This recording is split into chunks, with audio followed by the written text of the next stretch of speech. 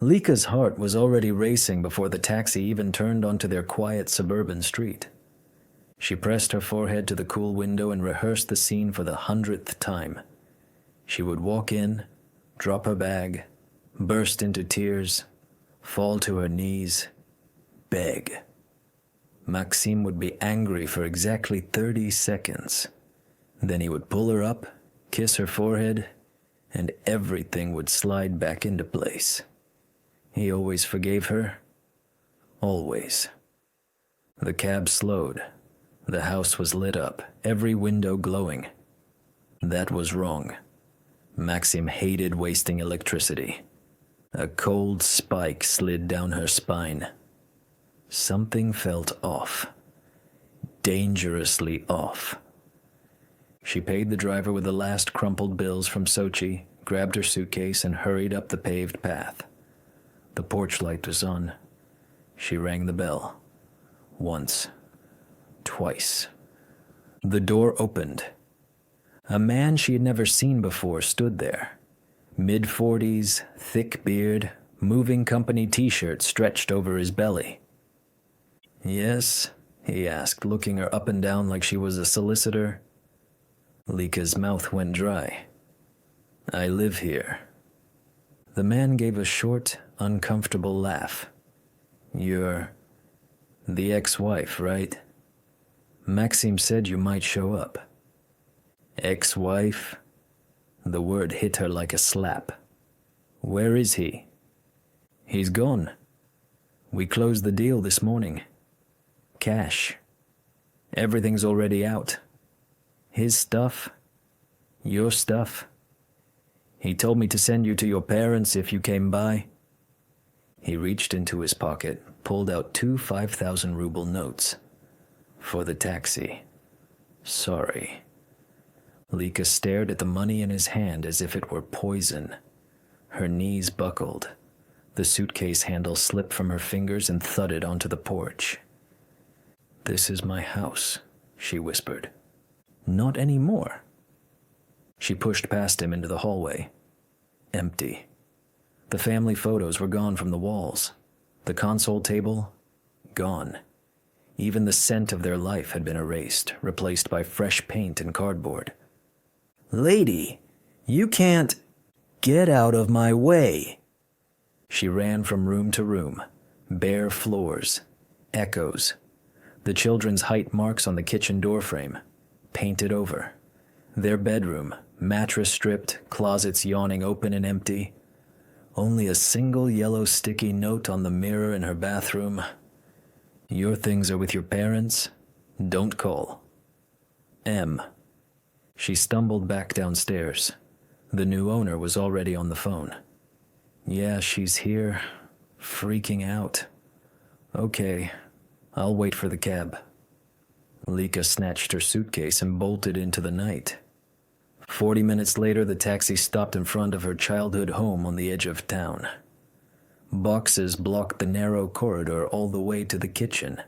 Dozens of them. Her mother opened the door without a word and stepped aside. "Mom, what is all this?" Lika's voice cracked. "What do you think?" her mother answered flatly. "Your life. Delivered yesterday." Her father sat at the kitchen table under the harsh fluorescent light, arms crossed, eyes red. He didn't stand up. "So," he said, voice like gravel, "how was Sochi with your boyfriend?" "Dad, I was alone." "Don't." He cut her off. "Nikita didn't make the flight, did he?" "Convenient. At least you didn't sleep with him. Or did you find someone else down there?" Lika felt the walls close in. Nothing happened. Her mother set a plate of reheated buckwheat in front of her without looking at her. "Eat. You look half dead." Lika's hands shook as she took her mother's old wired phone, dialed her own number. Somewhere in the piles of boxes, a faint ringtone answered. Her custom melody for Mom. She tore open cartons until she found the phone buried under winter coats. Battery at 3%. No SIM card. Her father pushed a thick envelope across the table. Maxime asked me to give you this. Inside, one bank card and a 4-digit PIN written on a slip of paper. Nothing else. No note. No explanation. Lika's pulse hammered in her ears. She plugged the phone into the charger with trembling fingers, then opened the banking app. The joint account, empty. Savings, 0. Even the credit cards showed card blocked, contact issuer. She tried to call Maxime, straight to voicemail. Again, voicemail. Again. The number you have dialed is no longer in service. Her father watched her with cold disgust. He changed it this morning. Said he doesn't want to hear your excuses. Dad, please call him. I'm not getting between you and the consequences of your own stupidity. He stood up, chair scraping loud in the silence. I'm going to bed. Tomorrow we'll figure out where to store 30 boxes so we can walk in our own hallway. Her mother lingered. Eat, Lika. Then go to your old room. The bed's made. Lika stared at the cold buckwheat. Her phone buzzed alive on the counter. Hundreds of missed WhatsApp messages, most from coworkers. She opened the office group chat. Olesia. Girl. The police were here all day. They took the deputy chief accountant. Olesia. Nikita's arrested. Embezzlement. Millions. Olesia. They're asking about you. Where are you? Another message private from Olesia. Your husband called me from your phone right after takeoff. I thought it was you. I screwed up. I'm so sorry. Lika's stomach lurched. She dropped the phone like it burned her. Her mother's voice from the doorway was barely above a whisper. Your father had a hard episode this afternoon when the movers told him why they were bringing your things. The ambulance came. He refused the hospital. Said he didn't want to die because of your shame. Lika couldn't breathe. The kitchen light flickered once, then held steady, cruel and bright. She was 39 years old, sitting in her childhood kitchen surrounded by everything she owned in the world. And for the first time in her life, she understood what terror actually felt like. Somewhere in the city, in a house that used to be hers, strangers were unloading their furniture while her husband, ex-husband, was erasing her from existence, one precise, silent cut at a time. And the week had only just begun. Lika woke up gasping at 4:17 a.m. The narrow bed in her childhood room felt like a coffin. Boxes towered on every side, blocking the window, turning the air thick and stale. She reached for her phone. 17 missed calls from unknown numbers. 43 new messages. She ignored them all and dialed Maxim again. The number you have dialed is no longer in service. She threw the phone against the wall. It bounced off a carton labeled Kitchen Lika and landed face up, still mocking her with the same robotic voice. At 9 sharp, she heard her parents arguing through the thin wall. Her father's voice cracked with rage. She still thinks he'll take her back, after what she did in front of the whole damn city. Her mother quieter. She's our daughter, Victor. Daughter? She shamed us. The neighbors already look at me like I raised a whore. Lika pulled the old terry cloth robe over her shoulders and walked into the kitchen like a ghost. Her father didn't even turn around. Well? What's the plan, genius? Going to cry on his doorstep until he forgets you flew off to fuck your coworker? Dad, stop. No, you stop. Maxim came here himself, looked me in the eye and said, "Your daughter chose. I'm done." He sold the house in 4 days. 4. You know how long we saved for that cottage? And you threw it away for a week of sun and some accountant's dick. "I'm going to get him back," Lika said, voice shaking. "He loves me. He always forgives me." Her father laughed, bitter and short. "There's no Maxim left for you. That man is gone. He filed for divorce yesterday. It's already in the system." The doorbell rang. Her mother went to answer it. 30 seconds later, she called out, voice trembling. "Lika, post office. Needs your signature." The courier was young, bored, chewing gum. She handed over a thick registered envelope. Lika signed with a hand that wouldn't stop shaking. Back in the kitchen, she ripped it open. Divorce petition. Court date in 6 weeks. Grounds, irreconcilable differences. Plaintiff, Maxim Ivanov. Defendant, Lika Ivanova. Her father glanced at the papers and snorted. "Congratulations. You wanted drama. You got it." Lika dropped into a chair.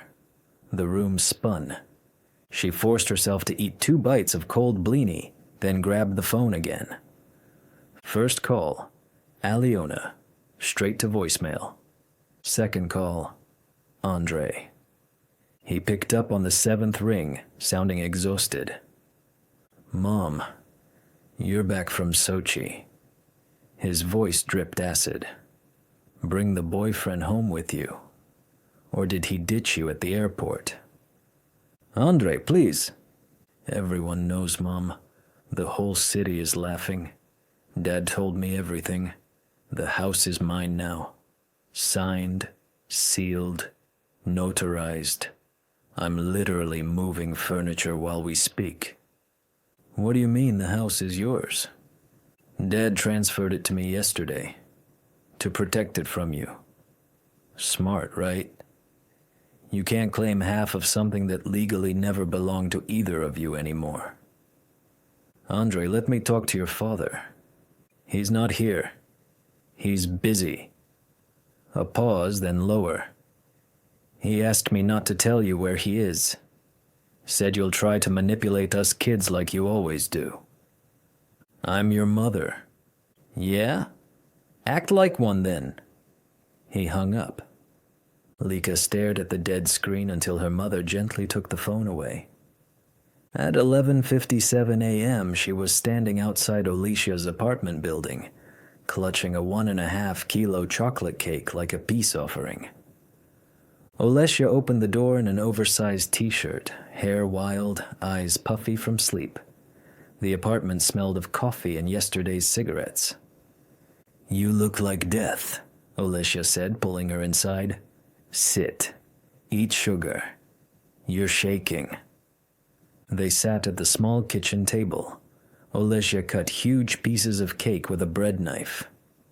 "Your husband sold the house?" Olesia asked, mouth full. "Gave it to Andre. Changed his number. Filed for divorce. I got the papers this morning." "Jesus." Olesia licked chocolate off her thumb. "My police contact says Nikita's looking at 10 to 15. They're digging through every payment he ever signed off on. They want to talk to you Monday.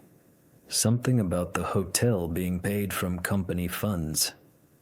Lika felt the floor drop out from under her again. "I didn't know."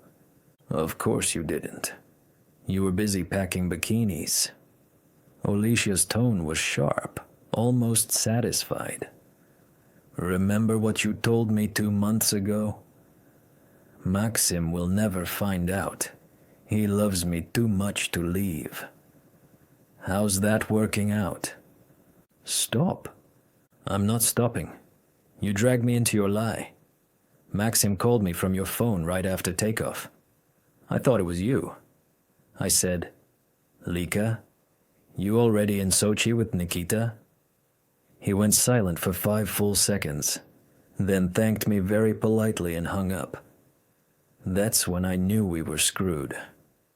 Lika put her head in her hands. I just wanted a week. 1 week. You got a lifetime. Alicia's phone buzzed on the table. She glanced at it and smirked. Speaking of lifetimes, guess who just texted me? German. Wants to know if I'm free tonight.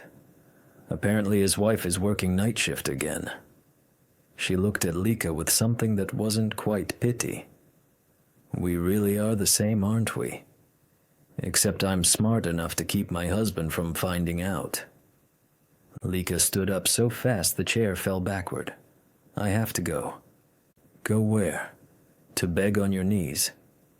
He's not the same man who waited up for you when you came home late from work dinners. That man is dead. You killed him the second you lied about Olesia and got on that plane. Lika grabbed her bag and fled. Across town, in the new cottage that now belonged to his son, Maxim poured 2 small glasses of vodka. Andre accepted his, clinked, drank. Maxim wiped his mouth with the back of his hand. You invited her tonight? Yeah, housewarming. Figured she should see what she lost with her own eyes. Maxim nodded slowly. Good. Let her look. Then let her leave. I won't be here when she arrives. Andre hesitated. Dad, you sure you don't want to talk to her? Just once? I said everything I needed to say the moment she rolled that suitcase out the door. Maxim's voice was calm, surgical. Some betrayals don't get words. They get consequences. He raised his glass again. To new beginnings. They drank. Outside, the moving truck pulled away. Inside the bigger half of the house, Tatiana was already directing furniture placement like a very pregnant general. In the smaller half, Maxim closed the door, turned the lock, and for the first time in 22 years, went to bed alone. Completely. Perfectly. At peace. Back at her parents' house, Lika sat on the edge of her childhood bed surrounded by cardboard towers and listened to her father coughing in the next room. Angry, wounded coughs that sounded like they came from a man whose heart was literally breaking. Her phone buzzed with a single new message from an unknown number. Court date is set. Do not contact the children again until you have a lawyer. M. She stared at the screen until the letters blurred. The black stripe had only just begun to roll. The phone rang only once. Lika snatched it from the table like it was the last lifebelt on a sinking ship. Maxim, we have to meet. We have to talk this through. You already said everything the moment you rolled that suitcase out the door, Lika. His voice was flat, refrigerated. No anger. That was worse. You don't understand the whole story. I understand enough. You wanted a week in Sochi. You were supposed to fly there with Nikita. End of story. Nothing happened. The police grabbed him at the airport. I spent the whole week alone. A short, humorless laugh. Congratulations. Technical virginity preserved. I'm supposed to throw a parade? Maxim, you sold our house. You filed for divorce. You gave everything to Andre. Where was I supposed to file, Lika? On Instagram? Yes, I filed. Only the court can dissolve a marriage when one side refuses to sign. I listened very carefully to the lawyer. Turns out I finally learned how to listen. You never warned me you'd do this. Really? I stood in that hallway and told you I was against the trip. You looked me in the eye and left anyway. Message delivered. Silence stretched like a wire ready to snap. I won't give you the divorce she whispered. That's why we have judges. You can't throw away 22 years. I'm not the one who threw them away. You did it the second you lied about Olesya and booked that ticket. Another beat. She heard a woman's muffled voice in the background, young, laughing, then the click of a door closing. Lika's stomach flipped. I'm not ready to discuss property yet, Maxim continued, colder now. When you are, call my lawyer. Andrei wants a word. The phone switched hands. Mom. Andrei's voice, tired, clipped. Housewarming tonight. New cottage. Address coming by text. Come at 7 if you want. Dad won't be here when you arrive. Andrei! Click. She stood in the cramped kitchen clutching the dead phone while her father watched television in the next room at full volume, making sure she heard every word of the local crime report. Suspected embezzler Nikita Valerievich K. was detained last week while attempting to board a flight to Sochi. Her mother set a plate in front of her without speaking and walked away. 7:03 p.m. The new cottage glowed like a showroom. Balloons by the gate, smoke curling from the barbecue in the backyard. Lika stepped inside wearing the most expensive dress she still owned. Sochi tan carefully powdered, lips painted the exact shade Maxim once said made her look 25 again. Andrei met her at the door. You came. Of course I came. It's still my family. He didn't answer, just stepped aside. Tatiana, 7 months pregnant and radiant, waddled over, kissed Lika's cheek out of pure manners, then returned to her throne on the living room armchair. Aliona stood by the window, arms folded over her own barely visible bump, staring into the dark like she wanted to disappear. Lika forced a smile. Alenochka, come here. Let me look at you. Aliona turned slowly. Her eyes were red. Everyone at work knew, Mom. My friend from accounting sent me screenshots of the office chat 3 days before you even left. Lika finally bagged Nikita. Sochi, here they come. They were taking bets on whether you'd come back married or pregnant. I begged you to answer my calls. You ignored me. I didn't want to ruin your day. You ruined all of us. Aliona's voice cracked. Dad's sleeping in the smaller half of this house like a guest. He flinches when someone says your name. Do you even get what you did? Lika reached for her daughter's hand. Aliona stepped back. Tatiana called from the armchair, syrupy sweet. Aliona, come help me choose baby names. Your mother can wait. Lika floated through the rooms like a ghost. Every piece of furniture she had chosen over 20 years. Gone. New sofa, new curtains, new life. In the kitchen, Andrei was arranging sliced sausage on a platter. She touched his shoulder. Andriusha, tell me where your father is. Please. He didn't look up. He asked me not to. Said you try to play the victim with us kids. And he's right. I am the victim. He erased me in 6 days. Andrei finally met her eyes. You erased yourself the moment you lied. Enjoy the food, Mom. Then go. At 9:42 p.m., the guests began leaving. Lika lingered on the porch, clutching her purse like a shield. Headlights swept the driveway, her parents-in-law's ancient Lada. They saw her, nodded once, got in, and drove off without a word. She was alone under the new porch light that no longer belonged to her. Her phone buzzed. Unknown number. One message. Next hearing is in 5 weeks. Bring your lawyer or don't come at all. Do not come to this house again. M.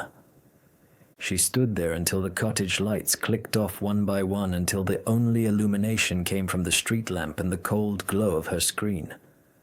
Across the internal wall, in the smaller half of the house, Maxim poured 2 fingers of cognac, opened the window to let in the night air, and toasted the darkness. To absolute silence, he said to no one. Then he closed the window, locked the door, and for the first time in weeks, slept without nightmares. Lika walked home through empty streets, heels clicking like gunshots. Somewhere behind her, a new family laughed inside walls that used to be hers. Ahead, only cardboard boxes and parents who could barely look at her waited. She had wanted 7 days of freedom. She had received a lifetime of consequences, and the meter was still running. Monday, 11:47 a.m. The police station smelled of bleach and old cigarette smoke. Major Denisov slid a thin folder across the desk and clicked his pen. Mrs. Ivanova, your friend Nikita Valerievich says the entire Sochi trip was your idea, that you paid for everything with embezzled funds, that you personally handed him the deputy chief accountant's digital signature key. Lika's mouth went dry. That's a lie. I never. Save it for the record. He pressed the red button on the recorder. Confrontation in 2 minutes. The door opened. 2 officers dragged Nikita in. His face was swollen, one eye half shut. The moment he saw her, he smirked. Tell them, darling, he rasped. Tell them how you begged me to take you away, how you promised to cover everything once we were out of the country. Lika lunged forward. I never! Enough! Denisov barked. Nikita, repeat what you told me. Nikita leaned in, voice dripping venom. This stupid cow thinks men just want friendship. She knew exactly why I was taking her to Sochi. I was going to fuck her, drain her accounts, and dump her on day 3. But I needed the deputy chief accountant more. The old lady was sick half the time, so I blackmailed the deputy for access to the payment system. Paid for the hotel with company money. Lika was just the distraction. He turned to Lika, grinning. You were the perfect idiot. Desperate, married, and too proud to admit you wanted it. Denisov shut off the recorder. You're staying a witness for now. Sign the non-disclosure and the travel ban. We'll call you again. She signed with a hand that wouldn't stop shaking. Back at the office, the women greeted her with fake smiles and real knives in their eyes. Olesia pulled her into the stairwell. Deputy Chief Accountant was taken away in handcuffs this morning. They found the key in her drawer. She's screaming that Nikita forced her. Guess whose name keeps coming up as the close friend who introduced them? Lika felt the walls close in. That evening she tried Maxim again, straight to voicemail. Andre answered on the 3rd try. Mom, Dad's not here. I'm on the travel ban list. Police think I helped Nikita steal millions. I need him to know I didn't. Mom, your problem started the day you lied and got on that plane. Everything else is just the bill coming due. Click. 6 weeks later. Courtroom 4. B. Lika walked in wearing the same navy suit she wore to her father's funeral 3 months earlier. Maxim was already there, sitting beside a sharp-eyed female attorney who never once looked at Lika. Her own lawyer whispered, He's asking for immediate dissolution. Property already divided. He's given you exactly half the liquid assets, about 2 million rubles, and nothing else. The cottage is legally Andre's. You have no claim. The judge granted the 1-month reconciliation period, but everyone in the room knew it was theater. After the hearing, Lika cornered Maxim in the corridor. "We have to talk." The court ordered reconciliation. Maxim's attorney started to intervene, but he raised a hand. 5 minutes. Cafe across the street. I'll record it. He held up his phone, red dot glowing. They sat. He ordered nothing. She couldn't swallow anyway. "I'm sorry," she started, voice breaking. "I was stupid. I thought it was harmless. Nothing happened in Sochi. I swear on our children." "You swore on a lot of things," he cut in, ice cold. "You swore you were going with Olesia. You swore those late nights were work. Every word out of your mouth for months was a lie. I just wanted to feel wanted again. You were wanted. Every single day for 22 years.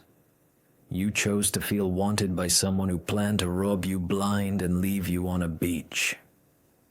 Tears rolled down her cheeks. "I'll do anything. Therapy. Whatever you want. There's nothing left to fix.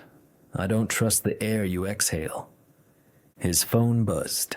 He glanced at the screen, expression softening for the first time. "I have to take this." He stepped outside. Through the window she saw him smile, actually smile, at whoever was on the line. 3 weeks later, her father collapsed in the kitchen and never woke up. The doctor said stress and a broken heart. Lika organized the funeral on autopilot. Maxim came, stood at the back, left before the coffin was lowered. She never saw him again in person. 6 months later, the divorce was final. She received exactly 2 million rubles, a travel ban that lasted another year, and a reputation that followed her like smoke. Maxim married Maria Sergeyevna in a small ceremony by the lake. Andrei and Alyona stood beside him. Tatiana gave birth to a boy they named Victor, after the grandfather who never got to meet him. Alyona had a girl 6 months later. Lika still lived in her childhood bedroom. The boxes were finally unpacked, but the walls still felt like a cage. One night, Olesia showed up with a black eye and a split lip. "German got out early for good behavior," she said, voice hollow. "Caught me with Stas. Beat him within an inch of his life. Stas is gone. City, country, nobody knows. German's back in for 15 years now. Attempted murder." They sat on the floor drinking cheap wine straight from the bottle. "Our black streak," Lika whispered. Olesia laughed until she cried. "At least yours ended with money and a travel ban. Mine ends with a man who wants to tear my legs off when he gets out." Years slid by. Maxim and Maria bought a new house on the other side of town. Grandchildren came. 2 boys, 1 girl. Family photos no longer included Lika. She was cropped out like she'd never existed. She dated once or twice. Men her age who wanted sex and sympathy, nothing more. She stopped answering their calls. Some evenings she and Olesia sat on the same balcony, watching the city lights, passing a cigarette back and forth. "You know the worst part?" Lika said one night. "He never screamed, never hit me, never even raised his voice after that first week. He just disappeared and built a better life on the exact spot where mine used to be." Alicia exhaled smoke into the dark. "That's the difference between men and us. We destroy ourselves trying to feel alive for 5 minutes. They destroy us by refusing to die with us." Below them, traffic lights changed from red to green and back again, guiding strangers to places Lika would never go. Somewhere across the city, in a warm house filled with children's laughter, Maxim poured his wife a glass of wine, kissed the top of her head, and never once thought about the woman who taught him that forgiveness is a luxury only the weak can afford. The black streak never turned into a runway. It simply became the rest of her life.